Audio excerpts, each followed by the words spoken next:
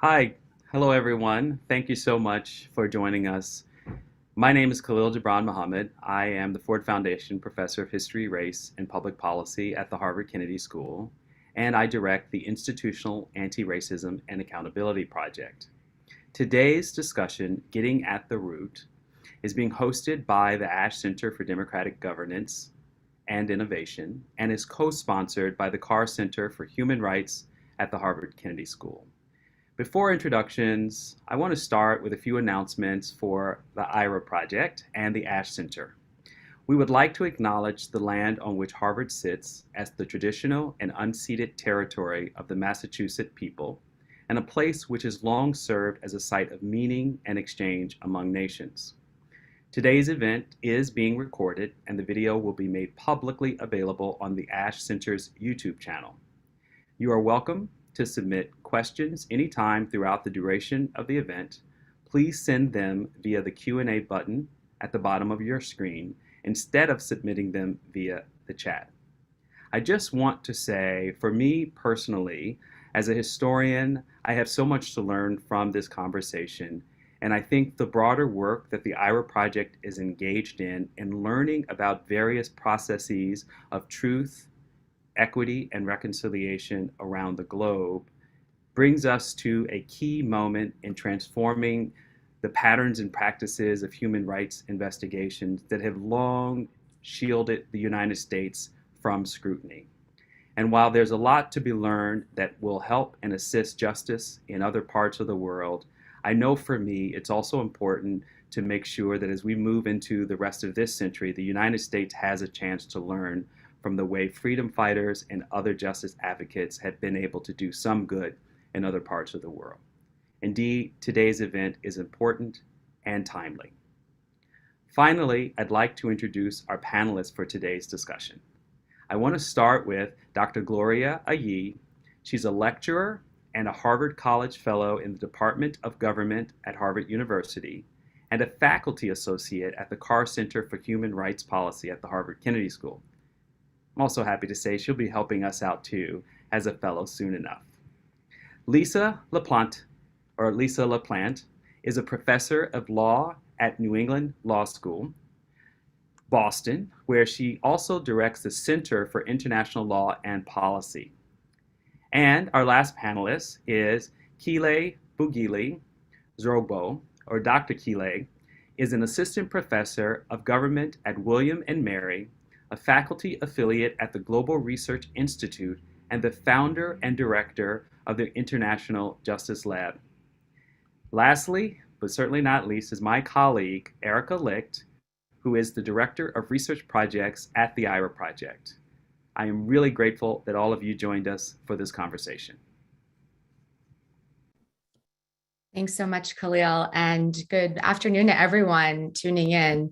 We have a really sizable crowd with us today, and we're so excited to be in conversation with three really amazing women scholars and who represent both a range of academic disciplines as well as areas of study within this umbrella of justice, accountability, and truth-telling. So welcome to all of you at home tuning in. And for those of you in the Northeast, hope that you are being warm as you join us today.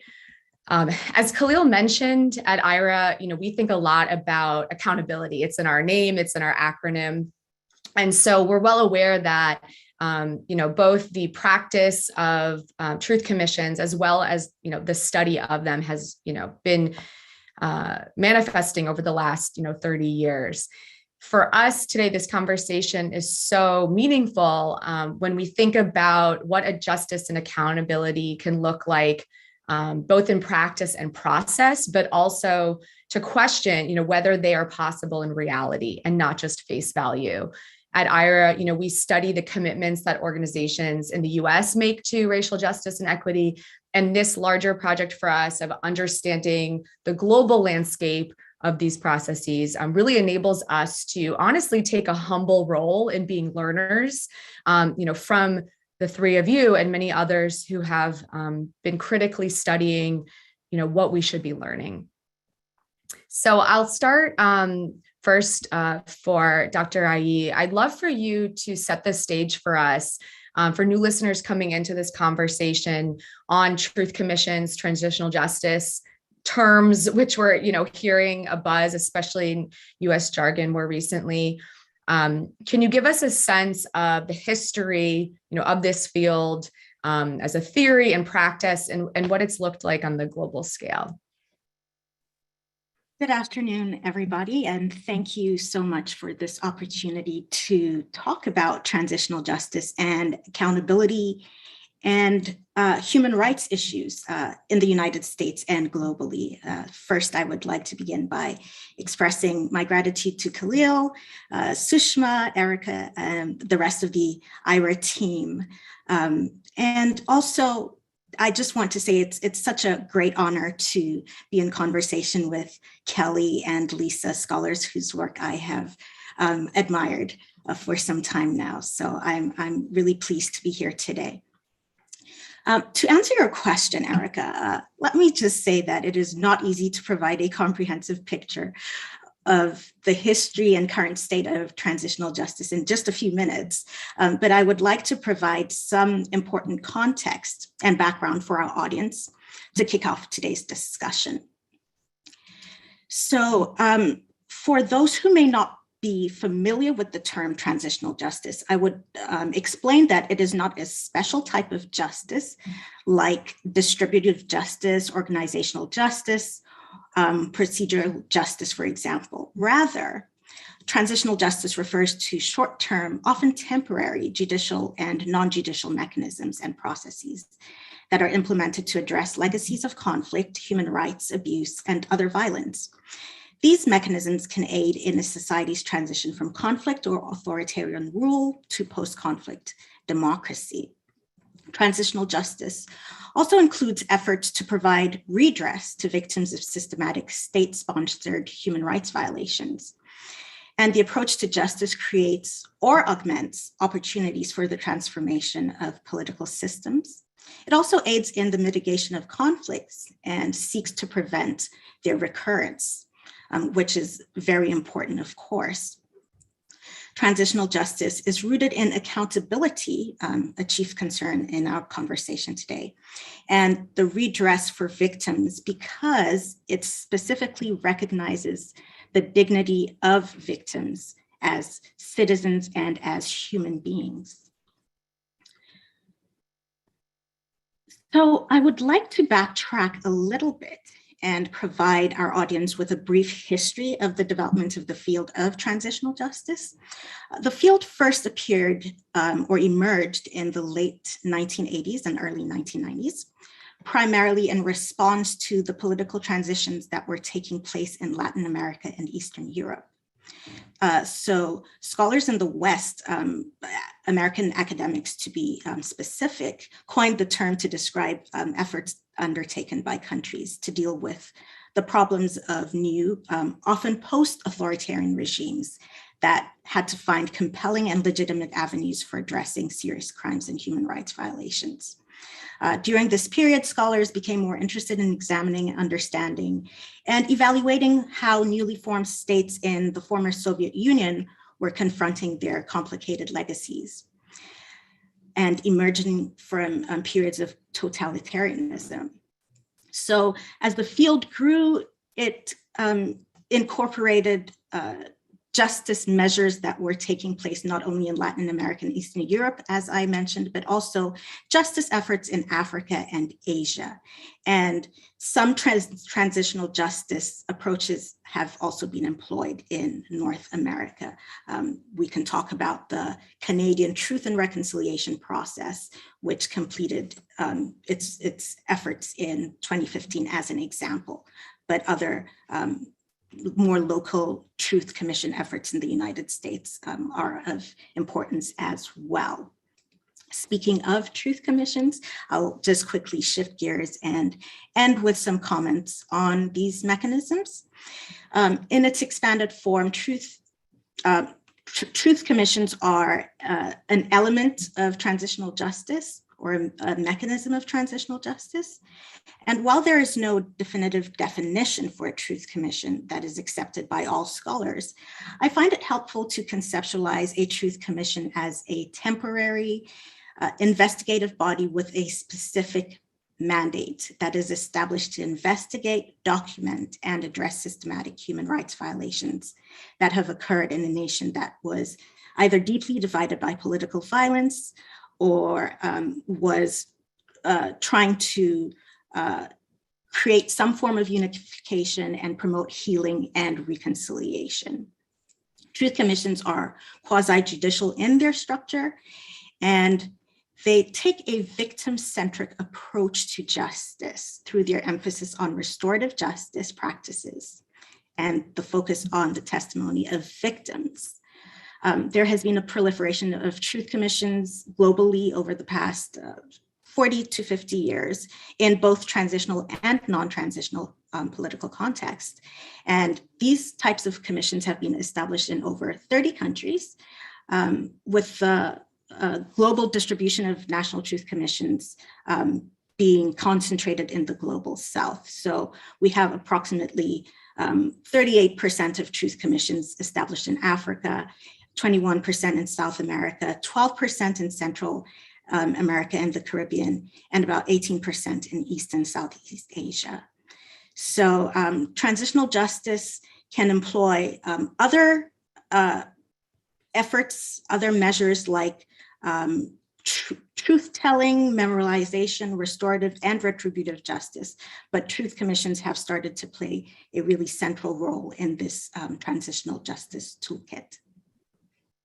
Thank you so much, Gloria. I think that really lays the landscape for us really well. And what's so exciting about having the three of you here today is each of you, I think both in work and programming and research, are really convening this knowledge and thinking about, I'm thinking of you, Lisa, and your center's work to bring together a series. Kelly, I'm thinking of your work to kind of create an anthology really of study of the US commissions that we've seen. And Gloria, I know a lot of your initial work was thinking of like, how can we compare these truth commissions up against each other in terms of, the mechanisms, as you mentioned, that they've utilized. You mentioned these themes of restoring or trying to restore dignity for victims, and potentially creating healing, potentially creating reconciliation. I'm really excited to dig into those themes with you all today, because I think often for many of these commissions, we put them in some ways on a pedestal and haven't necessarily with a kind of a sharp lens, critically asked, did healing occur? Did reconciliation occur? What do victims themselves have to say? So I think that's a nice transition to you, Lisa. Can you give us a sense of what happens when a truth commission finishes its work? I know that's something you've looked at in your research.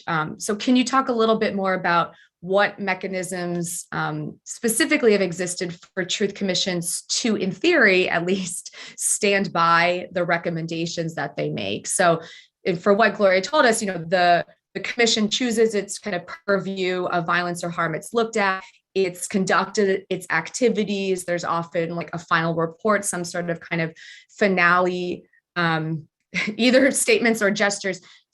Give us a sense of the what's next and what we've seen. Yeah, absolutely. And one of the most important takeaways probably from my work is realizing that the Truth Commission is often just the beginning.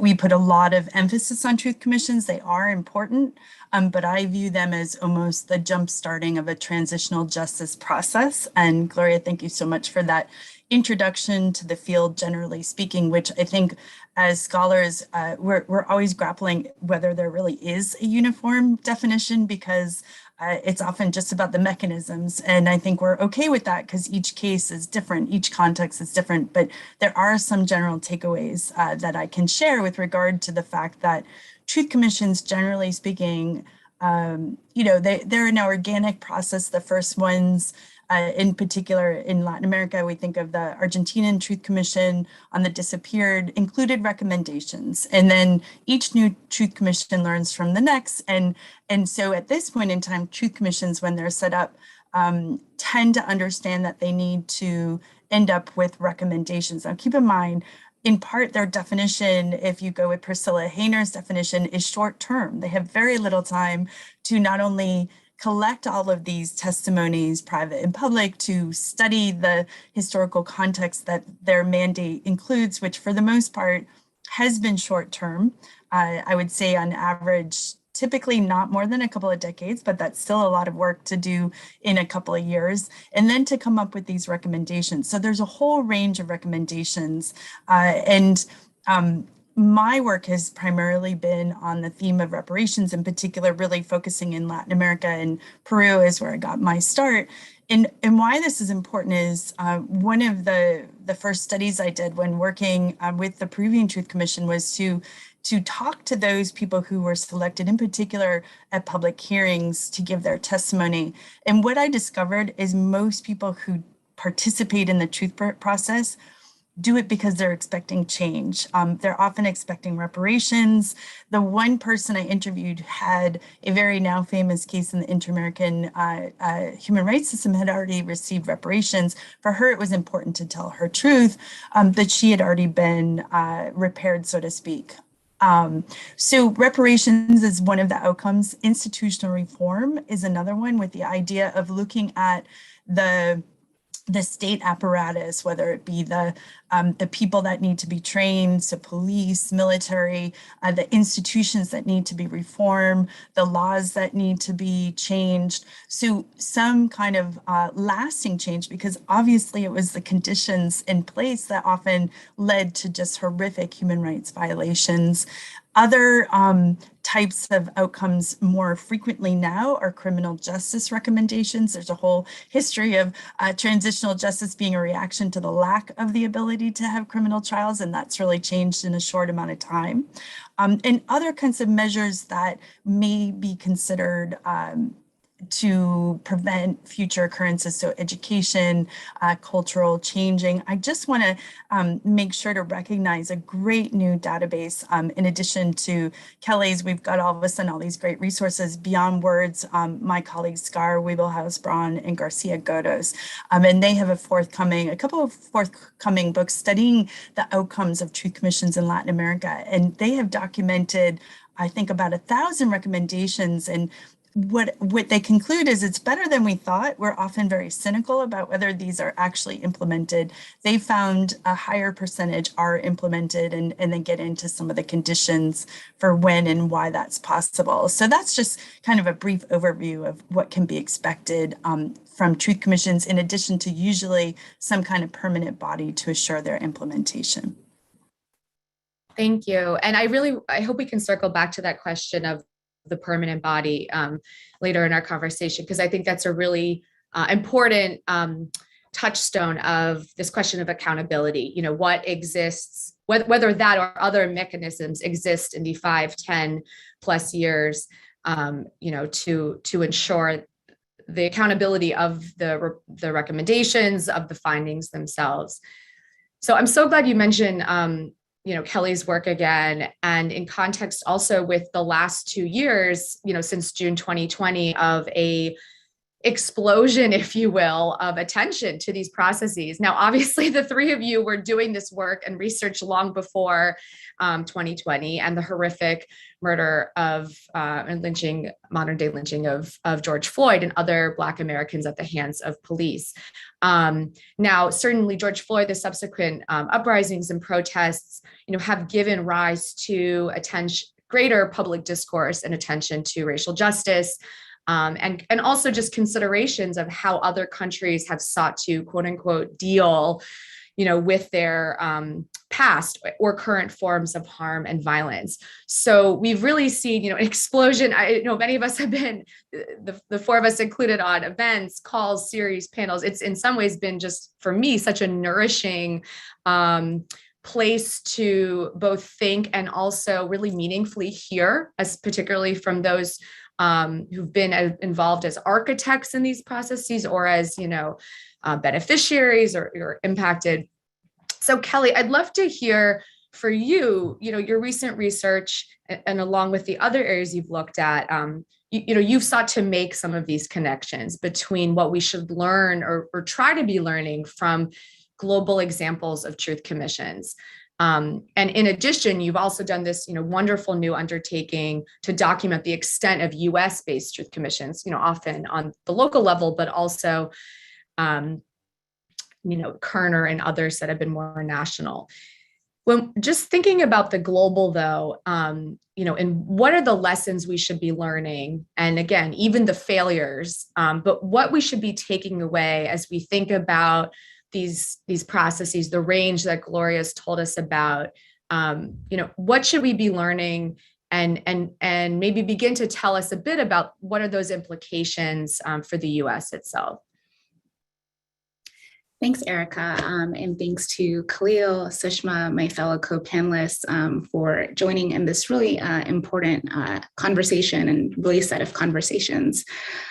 So right now I'm working on a book with an August 1 deadline. And so if you need me, I'll be under my rock. Otherwise, besides this panel, working on that. And it's called Governing Truth, NGOs, and the Politics of Transitional Justice. And these are some of my findings looking at global cases of transitional justice, but especially of truth commissions. And so this project is built on several new important pieces of data. The first, identifying a universe of truth commissions in the 80 plus range in different countries around the world since 1970 that pass Hayner's definition, going back to Lisa's comment about a temporary body created by national government to investigate events in the past to establish a pattern of abuse and to do so while engaging with the affected population. So those are kind of the five pillars or components of the definition of a truth commission that I think a lot of us work with. And there are others that I think are pretty complementary. Some people say the commission has to have a report and all these different things, but for the most part, I think these five are pretty central.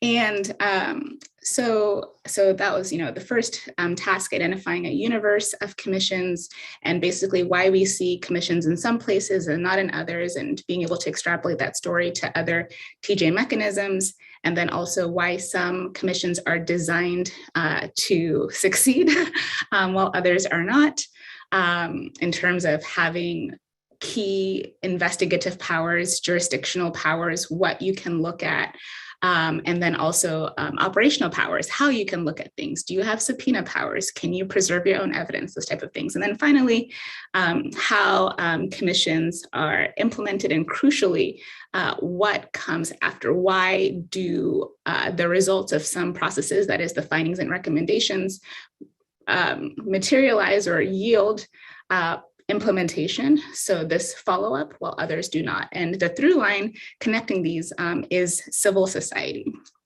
A strong, robust civil society is necessary, although not sufficient. It's not a sufficient condition for a robust TJ process, from adoption to design to implementation and follow-up. And that's civil society at the domestic level, but then also at the international level. So I advanced this burden sharing model of transnational advocacy, where domestic groups and international groups are leveraging their comparative advantages at these different stages of transitional justice processes, with domestic groups being really important for that adoption stage. International groups like the International Center for Transitional Justice, which a lot of us have worked with and are in conversation with, really important for a strong design, and then back to domestic groups for that implementation and follow-up, because to go back as far as Ristrop and Sitkink, in the 90s, human rights, and here I will command, find, replace human rights and put in transitional justice, right, depends on the persistent activism of domestic groups. And so, like I said, focusing on truth commissions, but being able to tell this broader story of transitional justice. That's the first thing, civil society. And that's not just, civil society being strong on its own, but also civil society being enabled to be the representatives of the affected community. So governments allowing for a role for civil society as a truth commission or other process is being rolled out. Often when we see civil society marginalized, that process is probably not going to yield, good results. And so I'm thinking most recently of Côte d'Ivoire, where there was, virtually, no victim testimony, not really meaningful engagement of the affected population, and kind of this sidelining of civil society in that process. All right, that's the first thing. A second thing for truth commissions and other participatory modes of transitional justice, they must be facilitated in the case of survivors and victims' families. That means providing psychosocial support before, during, and after, for example, their own delivery of testimony, or even their taking in of testimony from perpetrators and others. Privacy, safety, confidentiality when it is needed, when it is required, and also an understanding of what people expect from the process. So Sierra Leone is another case, kind of going back to Lisa's point about people telling their truth with an expectation of some result. And so there, it was like, come to the Truth Commission and, and benefit from the truth-telling process. Well, for some people, the idea of benefit sparked the idea that there would be some type of reparations that would be provided. So people go and they express these harrowing experiences, and then nothing happened. And that was, definitely was disappointing, I think, for some people, undermined their trust in the process.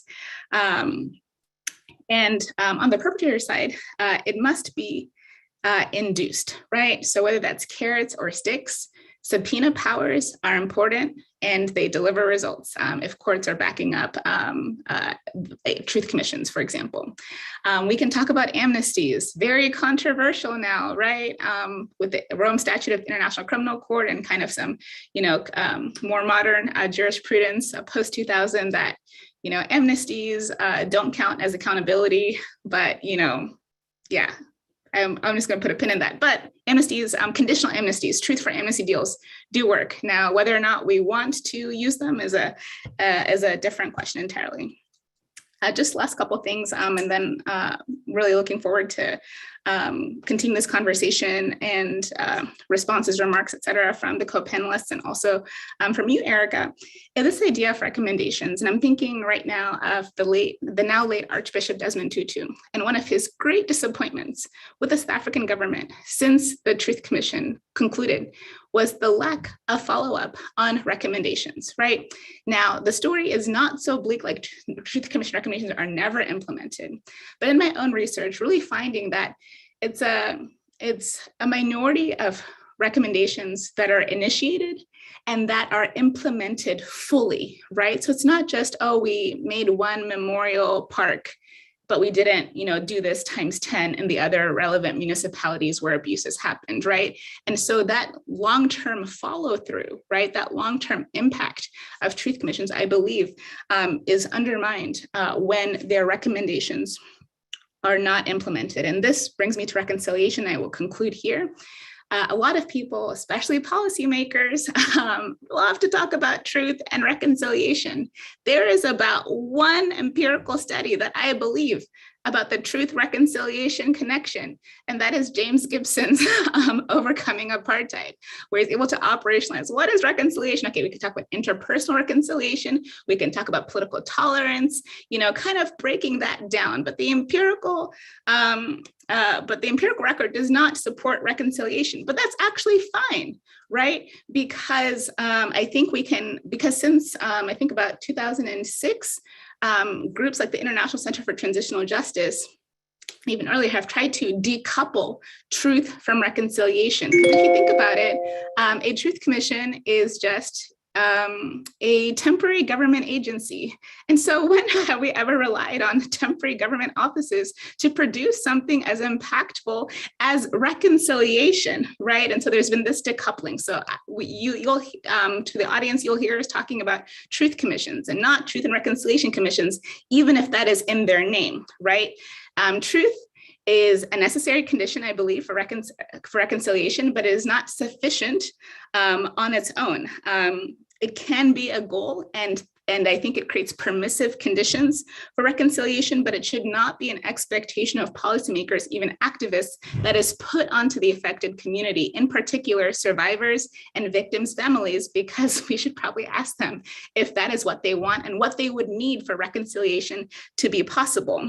And interpersonal reconciliation, while very important, does not necessarily scale up without state remedies, right? And so that's why, you can't just say, this person shared their story, this person shared their story, there was an apology, they forgave, and that was it. Because South Africa, everyone's favorite poster child of truth commissions, the views now, 20 plus years later, almost 30 years later, since the commission, are, much,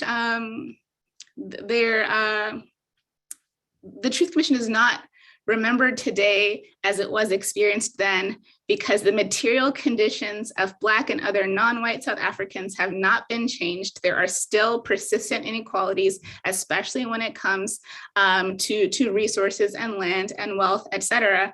And so, what did the Truth Commission do for us? It was very important for nation building, maybe not for reconciliation, for addressing systemic inequalities, and for this transformation of South African society beyond who is in power. Well, thank you, Kelly, so much. I think you've given us a lot to chew on in that response alone. Just some of the things in what you just said reverberating for me include, particularly this question of the change in material conditions, of the reality for harmed people, for people who continue to be not only marginalized in society, but experience the inequity of, policies, that impact the conditions of day-to-day life and accessing education, healthcare, the ability to own a business, to rent a home, buy a home, et cetera. So again, those are applicable to South Africa, as you've mentioned, and many other cases, as well as when we begin to talk about the US and the ways that in particular, Black people, Indigenous Native people have been harmed by, histories of violence and exploitation, and also the ways that, they continue to be. I also just want to pick up on this note of the distinction you've made for us between interpersonal or community-based reconciliation, both as a feel-good concept, but also as one that doesn't acknowledge, the fullness of systemic harm. And so, when we think about systemic racism in the US, for instance, we can think about, and there's a great graphic from Race Forward, a US racial justice group that really encourages people to think about, the structural, institutional, the societal, the interpersonal, and the personal, all the different ways that racism impacts, on these different levels and dimensions. And, we could apply the same model to particularly to any form of ethnic, religious, racial, or otherwise based, identity markers that have existed in these other global examples. And particularly, as you've mentioned, when, in my words, we've let the people with power, the identities that do hold power, off the hook, in being a part of and holding their feet to the fire of these processes, whether as perpetrators, but also just as, willing bystanders to harm. So that might be a good transition, although it's, I know, going to be tough to kind of, again, I'm asking all of you to squeeze in a lot of findings and a lot of thoughts into, these short responses. And I just want to also mention, we're seeing some great questions from the audience, which I'll also begin to weave in. So when we think about the US, I'm going to turn back to you, Kelly, first. What precedents do we have? What commissions have existed both on the local or national level? I know I see some people in the chat asking about January 6th, the insurrection, whatever, however you want to refer to it. But I think what's important, and I work with a historian, so I clearly have to remember history for good reason on a day-to-day basis. We have examples in our past, and as you've written about, including the Kerner Commission, that have at least in some ways sought to identify, document, and report out on violence and harm, and systemic inequities, particularly for Black Americans. Thinking about this history in the US that you've looked at of commissions, what lessons might we consider for the efforts that we're seeing today or in the future? Yeah, so there are a lot of great examples of truth commissions and other TJ processes in the US, going back as far as 1967 with the Kerner Commission, or the Commission on Civil Disturbances, that was looking at a spate of racial violence across the US in 67, but in particular in Michigan and in New Jersey.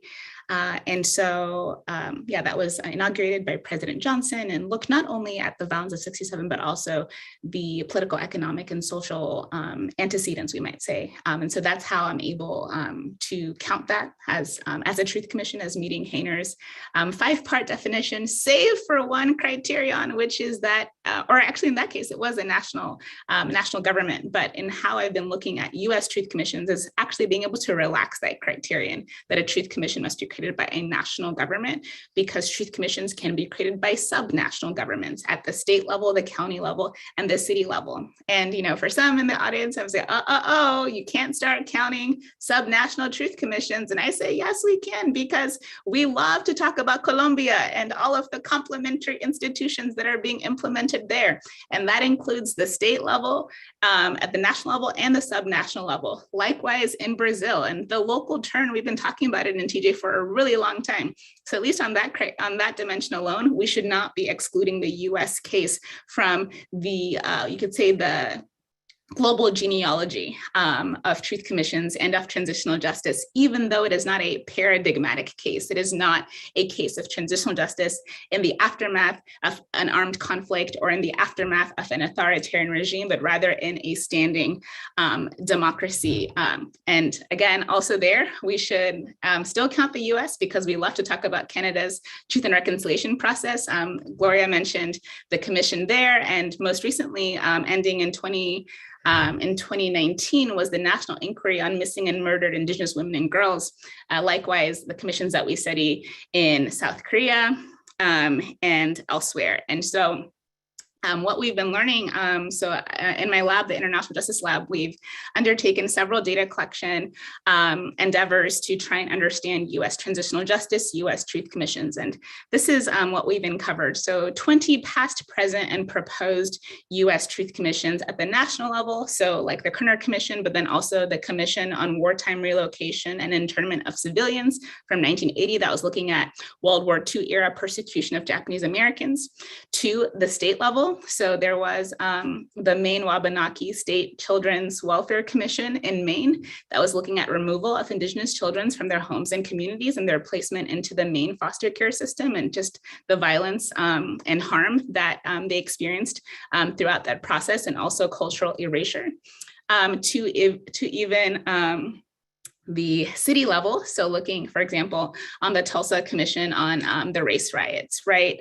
And so there's kind of, national level, state level, city level, county level, Alachua County, just lots of different mechanisms, and some currently proposed in Congress. So a U.S. Truth, Racial Healing, and Transformation Commission proposed by Barbara Lee in the House and Cory Booker in the Senate.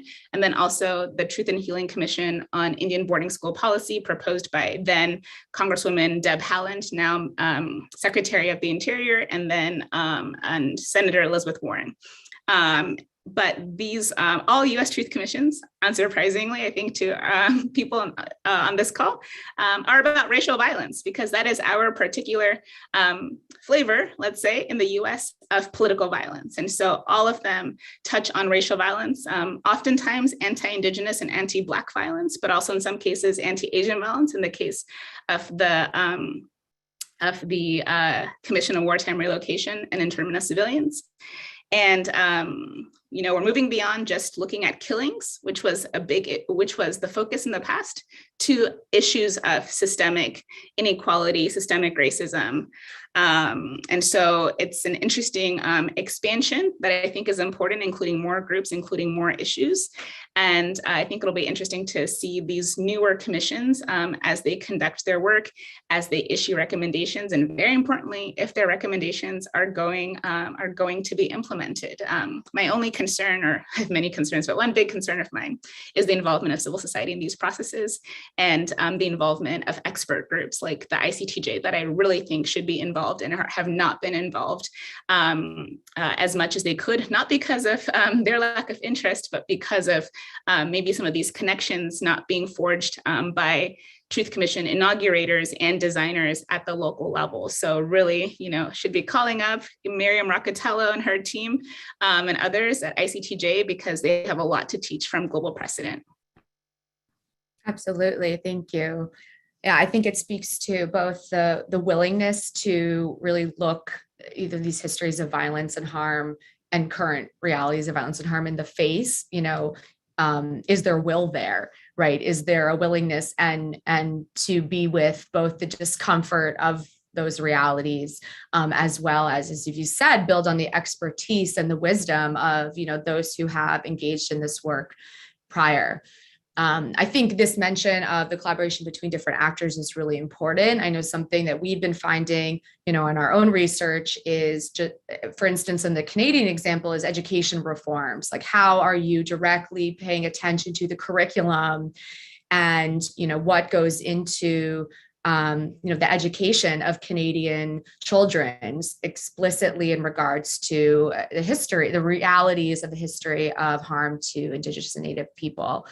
I also have to mention the example that always sticks with me are the stumbling blocks in Germany, the type of memorialization that forces you, sorry, my computer literally just stumbled, that forces you to literally kind of stop in your tracks and I don't want to say reckon, so to speak, but really kind of actively reminds while documenting. I'm going to come to you, Gloria, in a second to talk more about accountability, but I wanted to, because I think connected to what we're hearing about, you've also been involved in efforts of mapping to document where we are seeing truth commissions. And I think that work, in addition to the convenings that New England Law School has been having of, practitioners, I'm thinking of Eduardo Gonzalez, among many other, amazing leaders and voices. Lisa, can you give us a sense of, what you've been finding or learning at these recent convenings, as well as this landscape, particularly of mapping these efforts? Absolutely. Thank you. So I already put the link in the chat, but in the summer of 2020, I and some other colleagues started just a conversation about how we could contribute to what we recognize was really a window of opportunity to move forward with this idea, the concepts of transitional justice. It has grown exponentially way beyond my original thoughts of what it could be. And one of it is a speakers series that is now in its second year. I did include a link. There's recordings and current panels coming up, which is done collaboratively with almost 40 co-sponsoring institutions. And we're trying to hit upon some key themes as it relates to the US, but bringing in a comparative perspective when possible. February 28th, we're looking at whether police accountability contributes or not to racial reckoning. We're hoping to have another one in April on mental health and resilience especially those involved in these initiatives. And so hopefully some of the participants will be interested in joining us for that conversation. And hopefully it's ongoing with the Zoom, the new online culture. We may be able to continue with these conversations moving forward. As a part of this, we also created a TJ in the USA network, which is a listserv, and we do weekly news briefings on current events in the US related to these themes. And based on that, my students have done nothing compared to what Kelly has done with her comprehensive database, but we have tried to track the development of initiatives. We are not as strict with our Priscilla Hayner definitions. So, it's more local initiatives, some federal, that are looking at starting truth initiatives, reparation initiatives. And we just actually collaborated with the Bridging Divides initiative at Princeton. I'm putting the link to start mapping, a visual mapping of these initiatives. But I can give you some really astonishing statistics, which is we have so far mapped, and some of these are the same that Kelly has looked at, but 11 proposed, 12 in their early development, 20 that are pretty developed, and 7 that are concluded. Now, many of these started happening after 2020, which is just astonishing. We're just starting to do some of the deep diving that Kelly has already done with some really detailed logs. The students are looking at mandates and what they're focused on, and so I can't offer that yet, but we'll hopefully have it posted on the TJ in the USA website at my institution. But the takeaway really is that there's something going on, and we can't ignore it anymore. And the news alerts, it's a part of our national conversation, which it wasn't until just recently, which is amazing. So there's a summary of the work. Thank you. Absolutely. And a documentary actually that Gloria, really encouraged me to finally sit down and watch, Dawnland, is an example of, first of all, a beautiful film, but also an effort to document a recent, localized state level truth commission here in the United States in Maine for Wabanaki people impacted by violent policies through the early 2000s, right? And to, I think through the film in particular, really have the viewer understand, so much of the multiple dimensions of both harm and repair required that we're talking about. I also just want to mention, I think, in thinking about, those harmed and those responsible, there's also, again, those at large, in a society who need to reckon with and, have the understanding cultivated in terms of, the historical realities of society. I'm thinking in the US explicitly about white people, about white Americans being, just as, at stake for creating racial justice change as, obviously also eliminating the harm for Black, Indigenous, and people of color at the leadership of Black, Indigenous, and people of color on these efforts. So Gloria, I'm sorry we haven't, heard from you since prior. I really want to pass the mic to you now, and think about, we're talking about accountability. Who's watched the US? So the US has long had a role in holding other countries accountable, so to speak. Many US ambassadors, envoys, et cetera, were actually key architects or key leaders of these international truth commissions that we're talking about. When we think about this role that the US has had, who has kept the US accountable?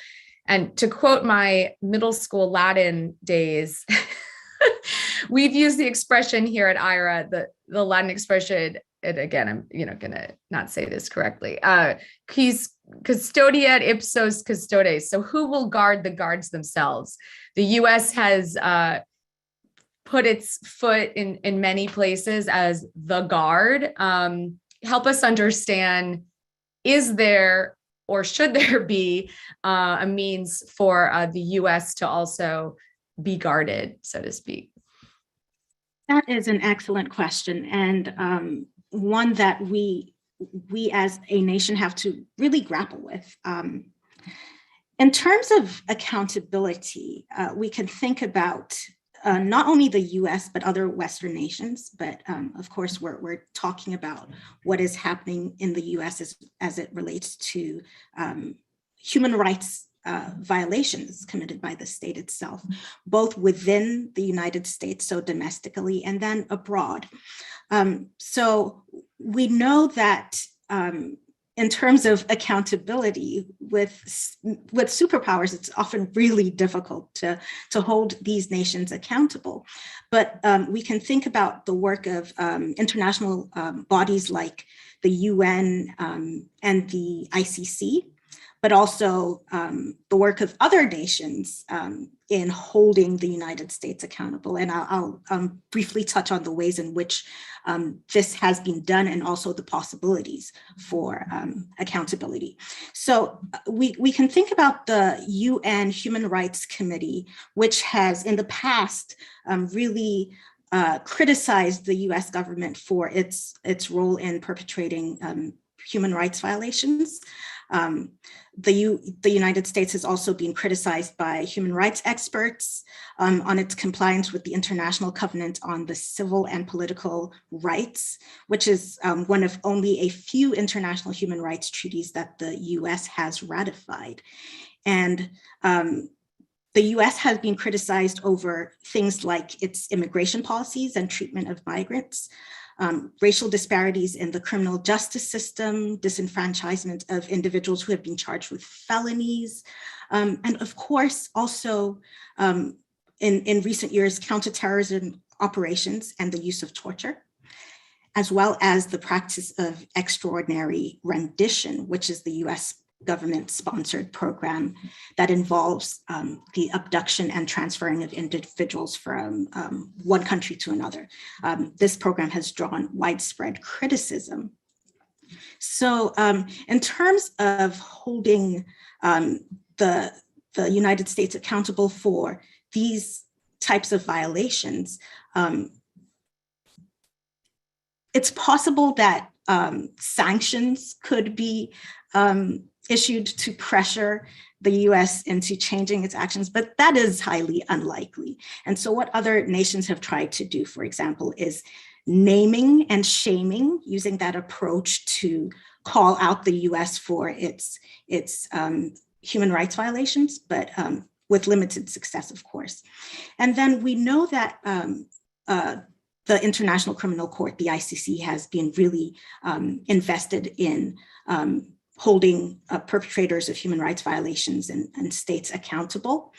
And while the US is not a state party to the Rome Statute of the ICC, even though it really helped in setting up the court,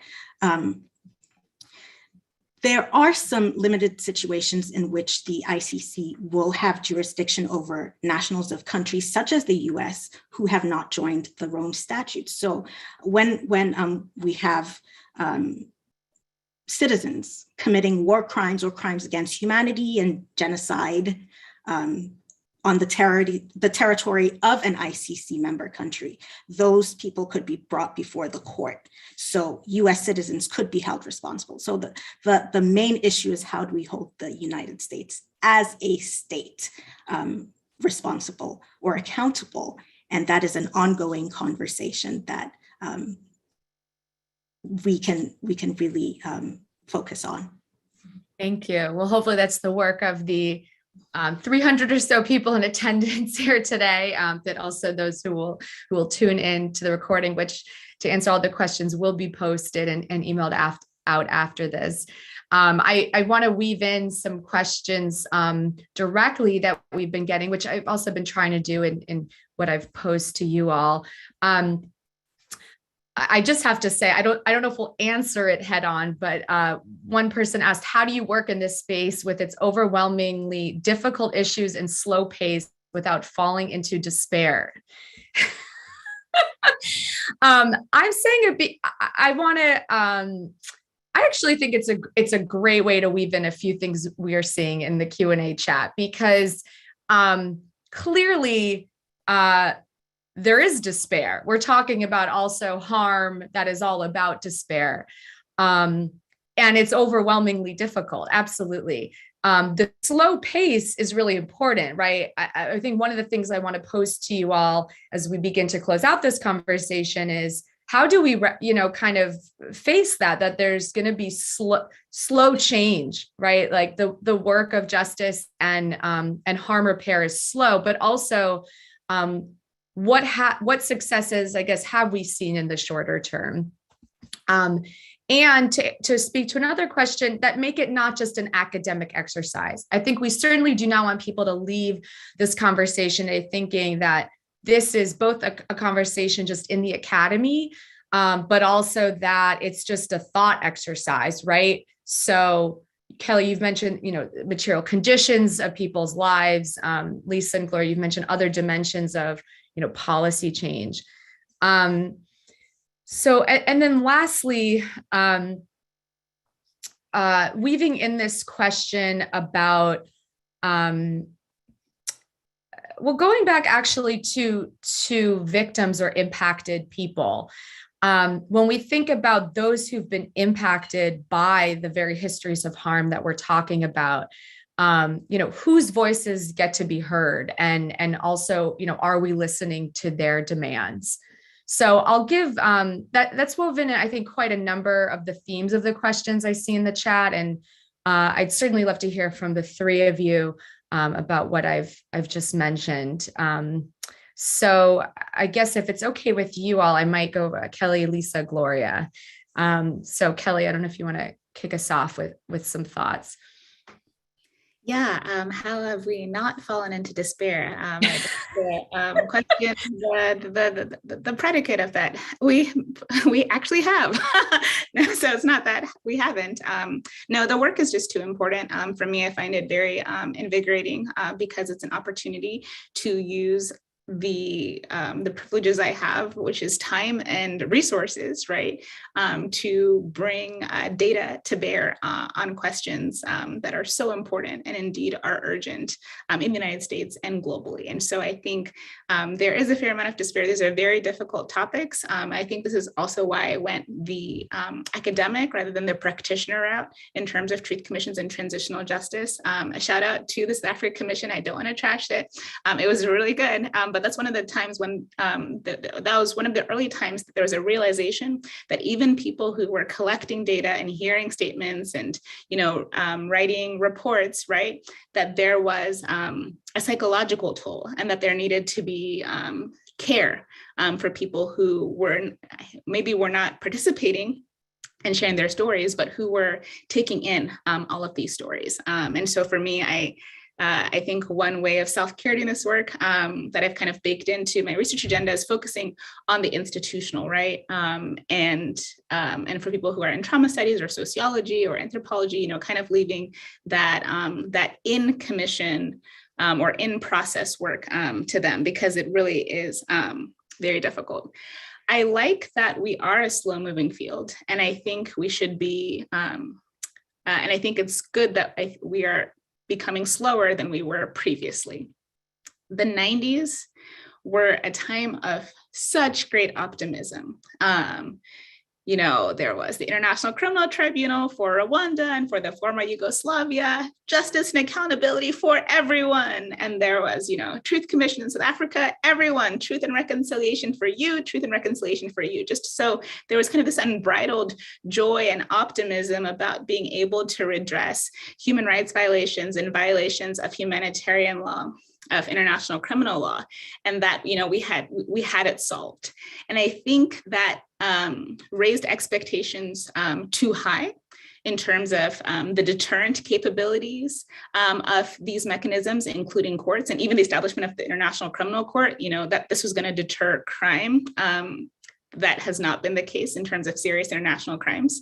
There isn't really an empirical basis for that, but there's all of this optimism. I think it's now, with the benefit of time, that we are able to look back with a more critical eye and have been able to, follow progress or the lack thereof, or perhaps less progress than we would have liked or hoped or expected in these different places. And so we are doing the work of history, and that means being critical in the present, acknowledging the small successes along the way, but really not being so ready to conclude about the success of the overall process, because in 5, 10, 20, 30 years, we may find, ourselves listening to, a panel of the next generation of scholars saying, hey, they were way too optimistic about this thing, or maybe they were way too pessimistic. And that is an outcome about which I would be delighted. But I think we must, chasten ourselves in terms of what we can expect, and also what we tell publics in terms of what they can expect. I think managing expectations is a #1 priority of TJ everywhere. And so taking that into account. Absolutely. Thank you so much. I think that managing expectations piece is such an insight. Thank you. And also, I think what you've touched on of, where the organizing for the commissions themselves come from. I see mention of the Greensboro Commission, North Carolina in the chat.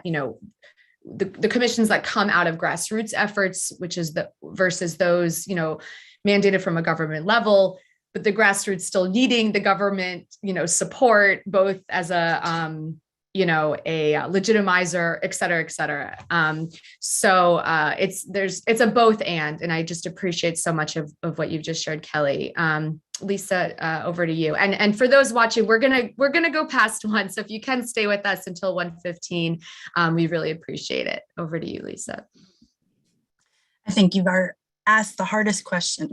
I've been trying to think about the best approach to answering it. The first, just saying, one of the reasons for conceptualizing the April panel on mental health and resilience is because this question keeps coming up in every conversation that I'm a part of. And, as someone who has been doing human rights work for 2 decades, and I have to say, yes, I'm an activist, an academic, but a research activist is the way I look at it. And a whole purpose of creating this community is for that very reason, to be a community and to be supported. And what I find is that when you're doing your work in isolation, it can create such despair. But when you're a part of a conversation, you realize, wow, there's so much going on. And I think that's so important that we stay in conversation, which was a part of the motivation of creating the network, in part also to raise awareness, because the more people who are a part of this, the more likely that it's going to be normalized in a sense of a part of even our cultural language, the way that we talk about things. And I always say that, teaching my students is a part of how I make this difference. And I've been teaching transitional justice since 2008. I always teach about the US. And up until recently, my students were always like, you're dreaming, this would never happen here. And now that's not the conversation. And they're hopefully going out into the world, maybe not directly working on this, but at least informed citizens who have a say in how this happens. But, at the end of the day, I think just like Kelly, there's so much self-care that needs to be done. And quite frankly, in law school, we do a terrible job of teaching that. But in my own journey, finding a way to make sure that you take care of yourself, you have to do that to keep doing this work. I just want to mention a really great I haven't read it, but I just heard about Larry Ward, America's Racial Karma, a book he wrote. He was inspired by Thich Nhat Hanh, who just passed away, a Buddhist monk, in talking about his shift in understanding that he's just a drop, but he is the ocean. And at the end of the day, if we each do our part, for me, there's been a lot of growth, hard growth in the past couple of years of being a part of this, but it's now come to my country. And so that's my part. And so, yes, it can be so hard, but if we stay in conversation, I think that's what makes it easier. And I also want to mention for those practitioners who I've seen in the chat that the Mary Hawk Center is doing a course on all of this. And so if anybody's interested in learning about how to actually get into the nuts and bolts of this, obviously ICTJ also, but feel free to reach out to me and I can put you in touch with them as well about the course this spring. Thank you, Lisa. Really appreciate all of what you just shared. Over to you, Gloria. All right, as an eternal optimist, I try not to get too concerned or fall into despair when we're dealing with these really difficult and complicated issues.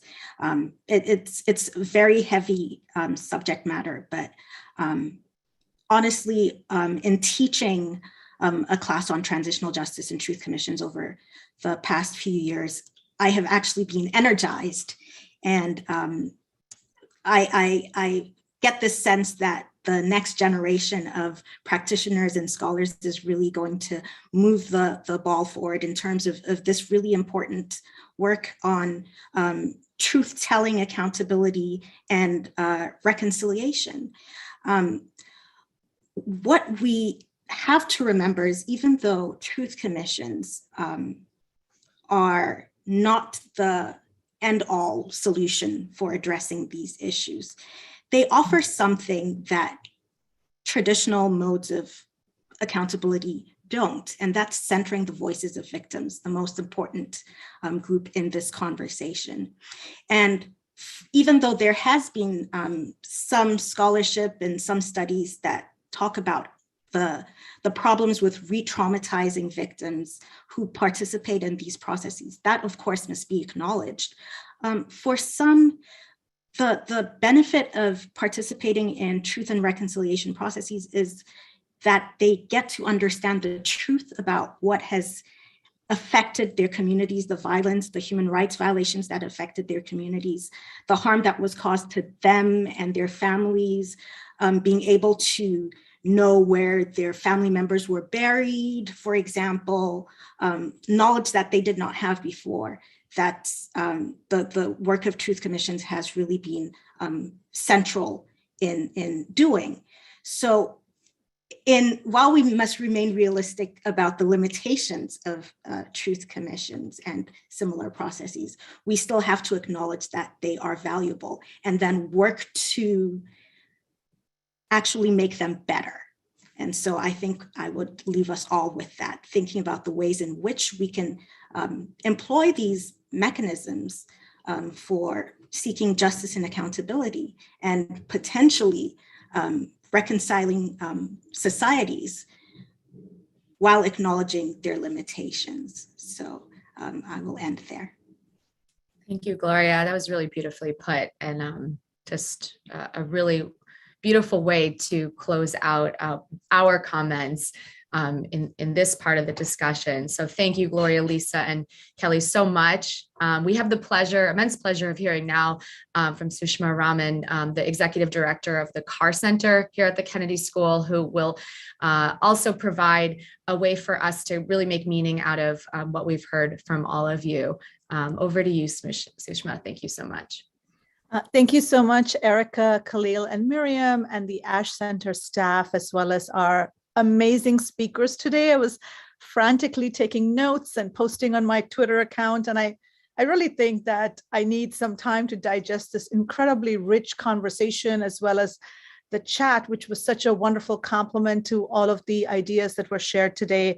I just wanted to share a few observations and thoughts from someone who is really coming to this work as primarily a practitioner, having worked both domestically and globally.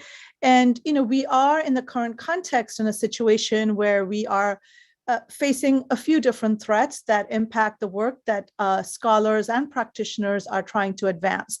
The first is the rise of authoritarianism around the world, including elected authoritarians who are really trying to subvert democracy. And second is connected to this trend is the undermining of democratic institutions, often using those very institutions and the frames of democracy and liberty and freedom in order to advance their own agendas.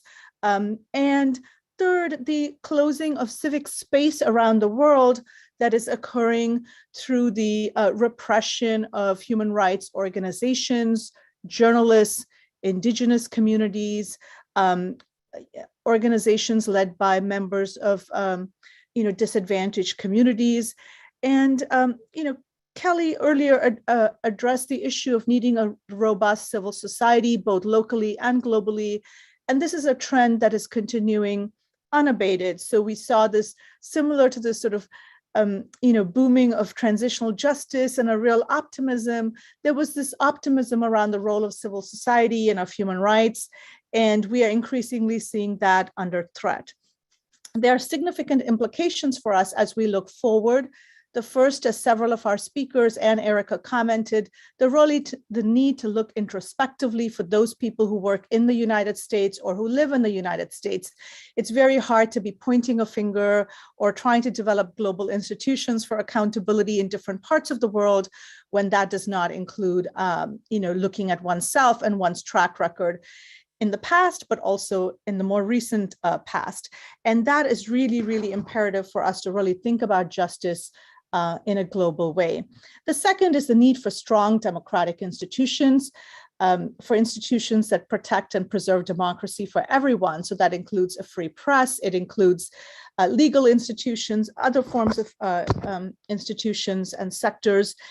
And in this regard, I would say that there's a need for our sectors to examine inequality and racial discrimination, gender discrimination within our own institutions, because we are all complicit. So whether you're working in academia or you're working in human rights organizations based in the global north, or you're working in legal organizations, it is imperative upon us to look at how do our mission, vision, and values actually get reflected in our staffing, in our leadership, in the decisions that we make, because it is otherwise hypocritical for us to, again, look externally for justice when we are not seeking it internally. And I think in this sense, the work of IRA is really important in really thinking about anti-racism within institutions and how to ensure accountability. There was a lot that I heard in the audience, questions and feedback, and I think the answers that you left me with were really ones that were thought-provoking about the balance of working slowly versus quickly, the balance of ensuring adequate processes of inclusion of survivors, of inclusion of affected communities, versus the outcomes that some folks in the chat posted, like where's the success, where's the impact, what's an example of a process that worked well. And I think that as we look to the future, we do need to remain both realistic and optimistic in order to ensure that the work continues and that we can prevail. So I'd like to just close on that note and then turn it back to you, Erica and Khalil, for including me. Thank you so much. Thank you so much, Sushma. Absolutely optimistic and realistic is I think a great way to encapsulate what we've heard today, and just so grateful to have you here in the space, Sushma, as well as Dr. Lisa Laplante, Dr. Gloria Ayee, and Dr. Kelebogile Zvobgo. I apologize, Zvobgo. Thank you so much for joining us and for sharing your wisdom and just years of research and commitment with us. I think what's energized all of us today, I think, is just the commitment that you all have to this work and to seeing it through. So thank you all. Thank you to the Carr Center, to the Ash Center teams, as well as our research assistants, Ratna Gill and Rai, for their social media support. For everyone watching, please stay connected with us and all of the efforts you've heard about today from our scholars and their institutes. And please be well.